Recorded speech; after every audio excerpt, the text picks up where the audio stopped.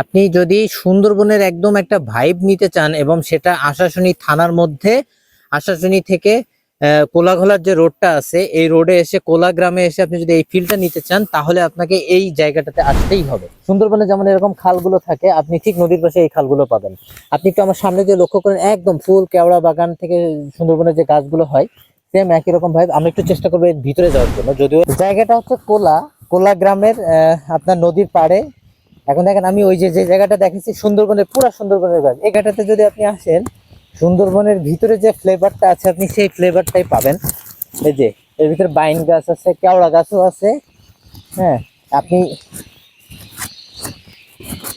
একটু দেখেন পাখির ডাকগুলো কত সুন্দর শোনা যাচ্ছে। পাখির ডাক, ওয়াও, একটা জোস প্লেস।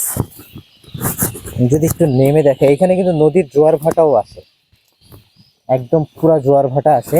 আপনি যদি আমি ভিতরের দিকে যাচ্ছি আপনার হচ্ছে এই পাখির ডাকগুলো শোনানোর জন্য। দেখেন কি সুন্দর একটা একটা সুন্দর পিওর সুন্দরবন। আপনি যদি একটু দেখেন হরেক রকম পাখির ডাক পাবেন।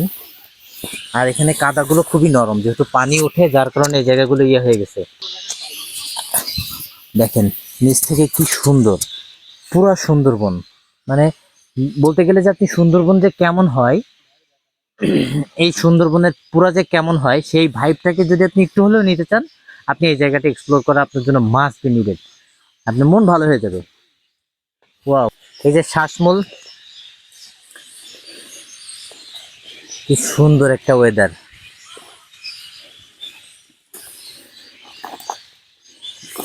সুন্দরবনটা ঠিক এরকমই হয়, সুন্দরবনের যে অরিজিনাল ভিতরে সুন্দরবনটা এরকমই হয়। এটি এরকমই একটা ফ্লেভার আপনি এখানে পাবেন। এই নিরিবিলি পাখির ডাকটাকেও যদি মনে করেন যে আপনি একবার হলেও নিবেন, সুন্দরবনে না যেও সুন্দরবনের একটা ফিল আপনি নিতে চান, তা হলেও আপনাকে এই জায়গাটাতে আসতে হবে। আপনি একটু সময় করে একটু আলোর সময় আসবেন এবং এসে দেখবেন যে ভিতরে সুন্দরবনের কোনো অংশে কম নেই, হয়তো বাঘের ভিড়টা আপনি এখানে পাবেন না। এটা আপনাকে আমি নিশ্চিত বলতে পারি। বাঘের ভয়ে যে ভিতরে যেতে পারবেন এমন না। ওই পাশে নদী আছে, নদীর এর ভিতরে সুন্দর একটা পরিবেশ, আপনি আপনার মনটাকে ভালো হয়ে দিবে।